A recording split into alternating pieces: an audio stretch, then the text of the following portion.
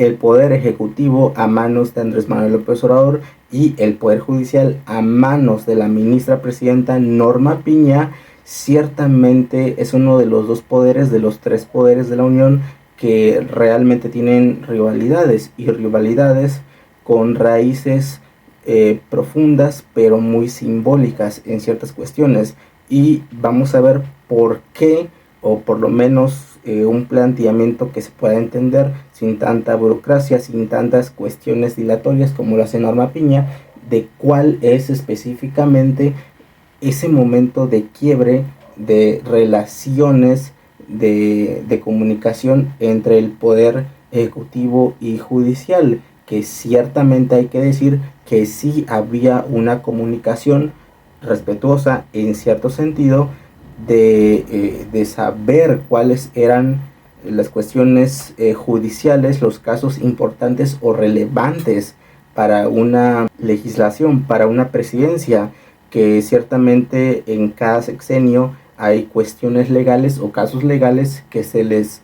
atiñe más a un contexto político, y lo judicial ayuda. El punto es que se le pregunta ahora a Norma Piña, porque Norma Piña particularmente es la presidenta o presidente de la Suprema Corte que menos ha cooperado en términos de relaciones comunicativas y relaciones para trabajar conjunto con el Poder Judicial y con otros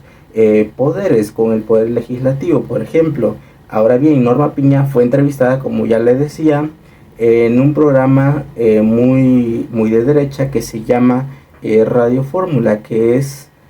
dirigida por Azucena Uresti, en el cual dio prácticamente en el clavo, por así decirlo. Le preguntó cuál era ese punto de quiebre con las relaciones entre el presidente de México y ella. Ahora bien, ¿cuál fue ese momento? Norma Piña atiñe o da claramente que es cuando se negó pasar en el Poder Judicial esta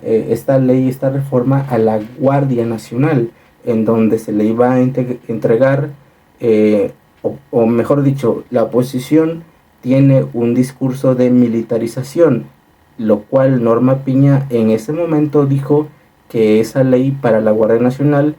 iba a militarizar al país, por lo cual violaba la Constitución de hacer uso de las Fuerzas Armadas en las calles, que según era malo eso.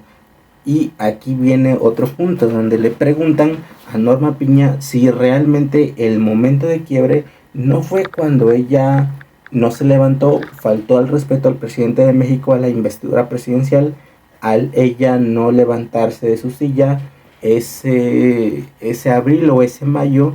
en donde Norma Piña prácticamente llegó invitada de honor, uno de los tres dirigentes de los poderes de la Unión, el legislativo, el judicial y el ejecutivo. Norma Piña tartamudeó aquí demasiado en esto, dio cuestiones dilatorias,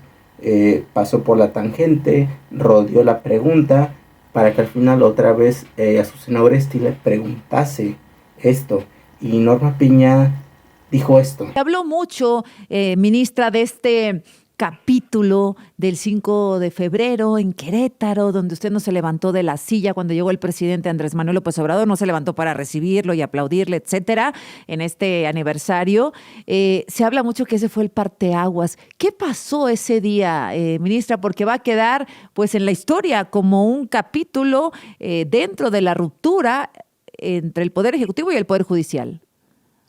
Mire, yo creo que realmente no fue ese momento donde lo que provocó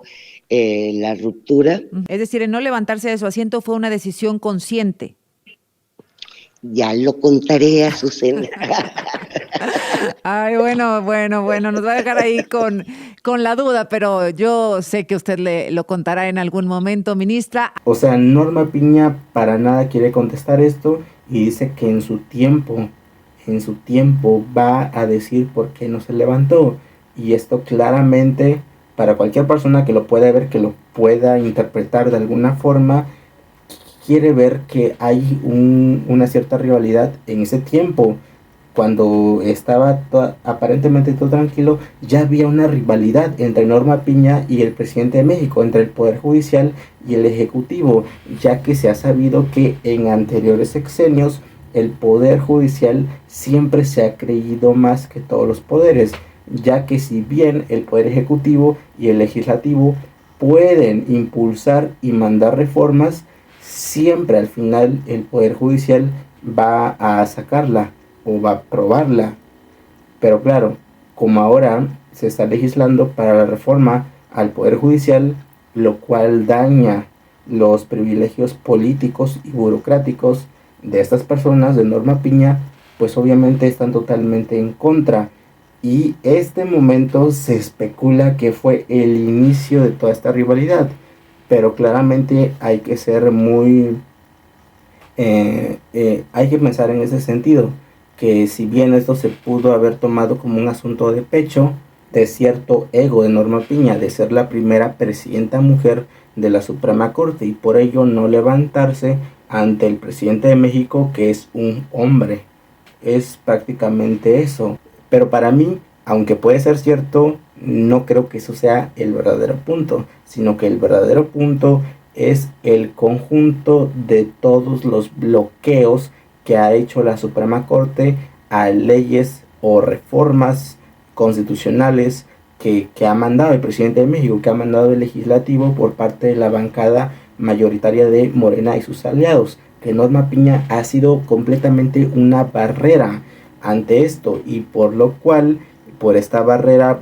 tan burocrática, tan de sí, que en anteriores gobiernos, repito, en anteriores gobiernos se aprobaba todo. Y en esto realmente Norma Piña y el Poder Judicial en sí fueron una barrera humana.